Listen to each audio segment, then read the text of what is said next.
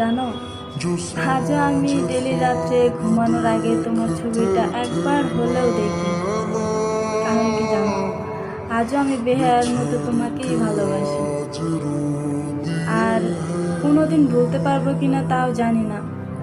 মেয়ে মানুষ হয়ে জন্মাইছি, সব কিছু নিয়ে সহ্য করতে হয়, মানায় নিতে হয়। এই যে অনেকে বলে মায়াবতী, ভাগ্যবতী, গুণবতী, রূপবতী, কত কিছু। আসলে সব কিছুই না।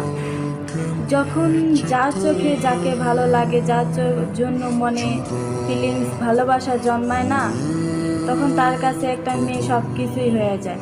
শুধু মায়াবতী না, শুধু রূপবতী না, শুধু গুণবতী না, ভালোবাসা যখন কারোর জন্য জন্মায় না, তখন সব কিছুই হয়।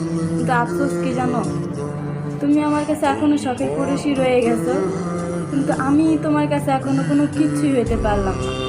না মায়াবতী, না গুণবতী, না কোনো ইমোশনাল, কোনো কিছুই না। কি আজব না? তুমি ঠিকই ভুলে আছো, তোমার মতো ঠিকই তোমার দিন চলে যাচ্ছে, তুমি ঠিকই হাসি খুশি দিন পার করতেছে, একটাবারের জন্যও মনে করতেছে না, ভুলেও করতেছে না।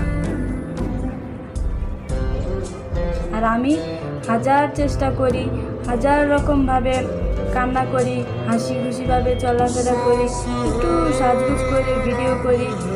মন খারাপ হইলে আবার কান্নাকাটি করে নিজেই বলি যে না, ঠিক হয়ে যাবে, ও তো ভালোই আছে, আমিও পারবো। কিন্তু দিন শেষে দেখা যায় কি জানো, আমি পারি না।